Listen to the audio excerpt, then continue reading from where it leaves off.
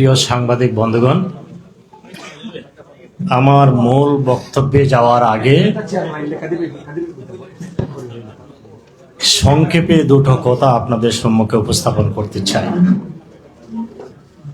আজকে আসলে সিলেটে কর্মরত সম্মানিত সাংবাদিক বন্ধুগণকে নিয়ে বসার মেইন উদ্দেশ্য হলো, আপনারা সকলেই জানেন যে আমি একজন রাজনৈতিক কর্মী। সুদীর্ঘ ৪৫ বছর ধরে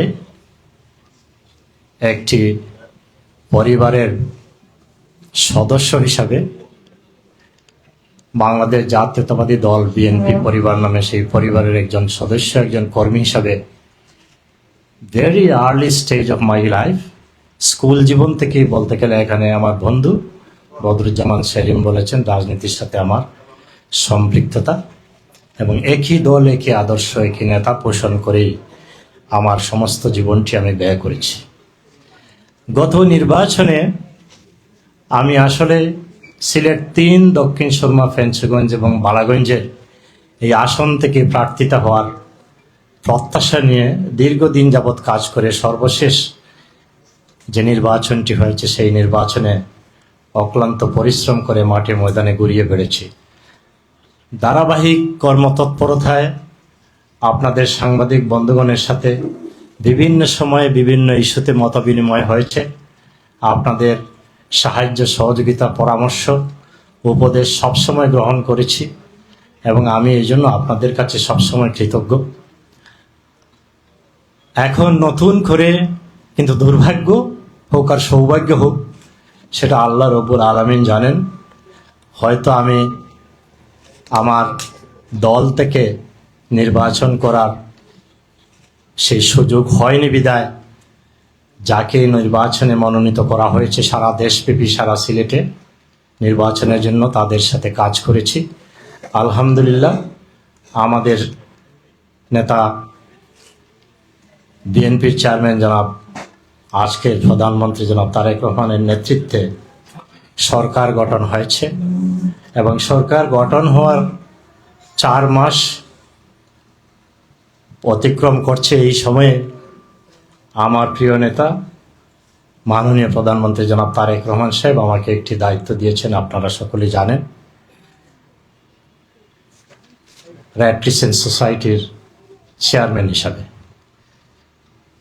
আসলে আমি দায়িত্ব নিয়েছি মাত্র 1 সপ্তাহ হলো এবং স্বাভাবিক নিয়মেই দায়িত্ব নেওয়ার সাথে যেহেতু সদর দপ্তর রয়েছে, অনেকে আমাকে সংবাদ মাধ্যমে কথা বলার জন্য উৎসাহিত করেছিলেন ঢাকায়। সময়ের স্বল্পতা এবং সঙ্গত কারণে আমি চিন্তা করেছি যে আমার যেখানে জন্ম, যে সাংবাদিক বন্ধুগণ সবসময় আমার পাশে ছিলেন, আমি সেখান থেকে তাদের সাথে মত বিনিময় করে তাদের সাথে আমার সমস্ত কিছু ভাগাভাগি করে, আনন্দটি ভাগাভাগি করে, আমার কৃতজ্ঞতা ভোটটি ভাগাভাগি করে সেখান থেকেই শুরু করব। সেই জন্য আজকে আপনাদের সামনে আজকে উপস্থিত হয়েছি। হয়তোবা ঢাকায় সদর দপ্তরে আমার যারা রেড ক্রিসেন্ট সোসাইটির আমার সহযোগীরা যারা রয়েছেন, বিভিন্ন পর্যায়ে যারা রয়েছেন, হয়তোবা তারা চিন্তা করতে পারেন যে সেটা তো উচিত ছিল ঢাকা থেকে, কিন্তু তিনি নিজের এলাকা থেকেই শুরু করেছেন। এটা আমার একান্ত নিজের সঙ্গত কারণে এবং একান্ত নিজের চিন্তা চেতনা থেকেই আমি আসলে আপনাদের সাথে নিয়ে আজকে এটা শুরু করেছি।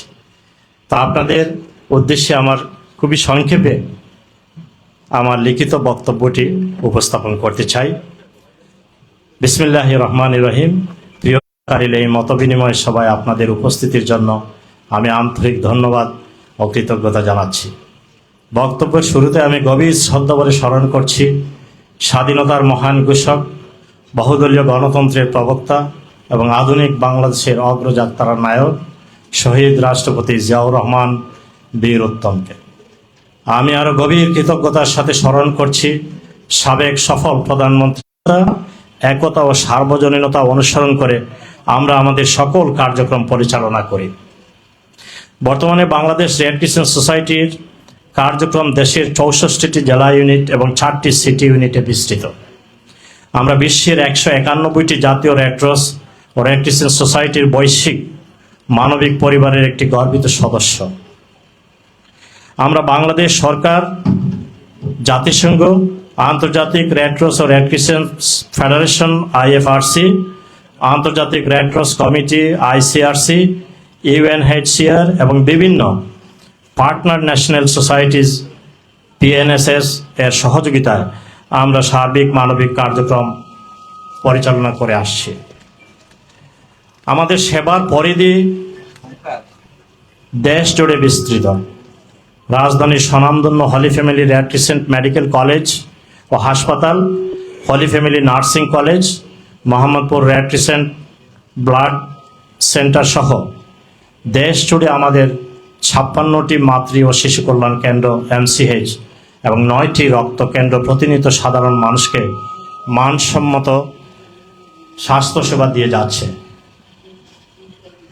প্রিয় ভাই ও বোনেরা, আপনারা জেনে আনন্দিত হবেন, মায়ানমার থেকে বাস্তুচ্যুত হয়ে কক্সবাজার ও ভাসানচরে আশ্রয় নেওয়া রোহিঙ্গা জনগোষ্ঠীর জন্য refugee relief and repatriation commissioner RRRC, জাতিসংঘের বিভিন্ন সংস্থা IFRC এবং অন্যান্য আন্তর্জাতিক অংশীদারদের সহযোগিতায় বাংলাদেশ রেড ক্রিসেন্ট সোসাইটি শুরু থেকেই স্বাস্থ্যসেবা, আশ্রয়, নিরাপদ পানি, স্যানিটেশন, সুরক্ষা ও জীবিকা উন্নয়ন সহ বিশাল আকারে মানবিক সহায়তা কার্যক্রম পরিচালনা করে আসছে, যা আন্তর্জাতিক পরিমণ্ডলে অত্যন্ত প্রশংসিত হয়েছে। প্রিয় সুধী, এই সিলেট অঞ্চলে আমাদের সেবামূলক কার্যক্রমকে আরও গতিশীল করতে আমরা সুস্পষ্ট পরিকল্পনা ও নানা উদ্যোগ গ্রহণ করেছি। এই সফরে আমরা সিলেট জেলার দক্ষিণ সুরমায় রেড ক্রিসেন্ট সোসাইটির পক্ষ থেকে মহিলা মেডিকেল কলেজ, হাসপাতাল ও গবেষণা কেন্দ্র প্রতিষ্ঠার লক্ষ্যে আজকেই প্রস্তাবিত স্থান পরিদর্শন করেছি এবং জালালপুর ডিগ্রি কলেজ ও রেঙ্গা হাজীগঞ্জ মাদ্রাসায় বৃক্ষরোপণ কর্মসূচি পালন করেছি। এছাড়াও আজ 30শে জুন মঙ্গলবার বাংলাদেশ রেড ক্রিসেন্ট সোসাইটির উদ্যোগে দক্ষিণ সুরমার জালালপুর ডিগ্রি কলেজ, রেঙ্গা মাদ্রাসা সহ বিভিন্ন প্রতিষ্ঠানে দিনব্যাপী বৃক্ষরোপণ কর্মসূচি শেষে সিলেটের ঐতিহ্যবাহী দিনী প্রতিষ্ঠান রেঙ্গা মাদ্রাসায় শহীদ রাষ্ট্রপতি জিয়াউর রহমান, সাবেক সফল প্রধানমন্ত্রী আমাদের মা মরহুমা বেগম খালেদা জিয়া, মাননীয় প্রধানমন্ত্রী বিএনপির চেয়ারম্যান জনাব তারেক রহমান এবং সিলেটের কৃতি সন্তান বিশিষ্ট চিকিৎসক ডাক্তার জুবাইদা রহমানের সুস্বাস্থ্য, দীর্ঘায়ু, সার্বিক কল্যাণ কামনায় এক দোয়া মাহফিল অনুষ্ঠিত হয়। দোয়া মাহফিলে মাদ্রাসার সম্মানিত মুহতামিম, শিক্ষকবৃন্দ এবং বিপুল সংখ্যক আলেম, ওলামা ও মুরব্বিয়ান অংশগ্রহণ করেন। এ সময় বাংলাদেশ রেড ক্রিসেন্ট সোসাইটির চেয়ারম্যান হিসাবে আমাকে দায়িত্ব প্রদান করা এলাকাবাসীর পক্ষ থেকে মাননীয় প্রধানমন্ত্রী জনাব তারেক রহমানের প্রতি আন্তরিক ধন্যবাদ ও কৃতজ্ঞতা প্রকাশ করা হয়। প্রিয় সাংবাদিক ভাইরা, রেড ক্রিসেন্টের মূল চালিকা শক্তি এবং প্রাণশক্তি হলো আমাদের দেশব্যাপী বিস্তৃত প্রায় 8 লক্ষ নিবেদিত প্রাণ স্বেচ্ছাসেবক বাহিনী। আমরা বিশেষ গুরুত্ব দিচ্ছি শিক্ষা প্রতিষ্ঠান ভিত্তিক স্বেচ্ছাসেবক তৈরির উপর। স্কুল, কলেজ ও বিশ্ববিদ্যালয় পর্যায়ে যুব রেড ক্রিসেন্টের মাধ্যমে আমরা তরুণ প্রজন্মকে দক্ষ করে গড়ে তুলছি, যেন তারা যে কোনো মানবিক সংকটে দুর্যোগ প্রস্তুতি, অনুসন্ধান, উদ্ধার এবং মানবিক প্রাথমিক চিকিৎসায় তাৎক্ষণিকভাবে সাধারণ মানুষের পাশে দাঁড়াতে পারে।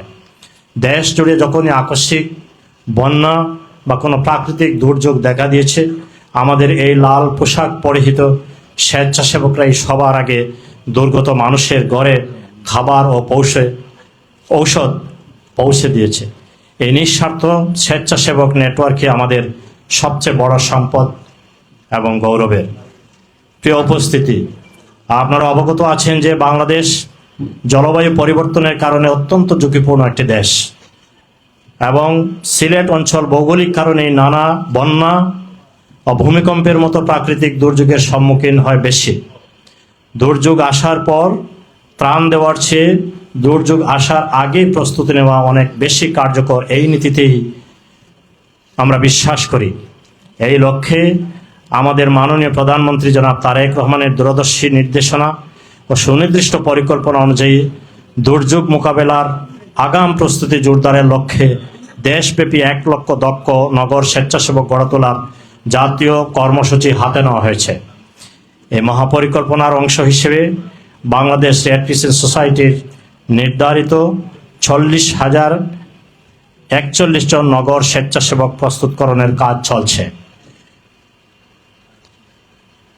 এই বিশাল স্বেচ্ছাসেবক বাহিনীকে আধুনিক দুর্যোগ ব্যবস্থাপনা, উদ্ধার অভিযান, প্রাথমিক চিকিৎসা এবং জলবায়ু সহনশীল প্রযুক্তির ওপর বিশেষ প্রশিক্ষণ দেওয়া হবে।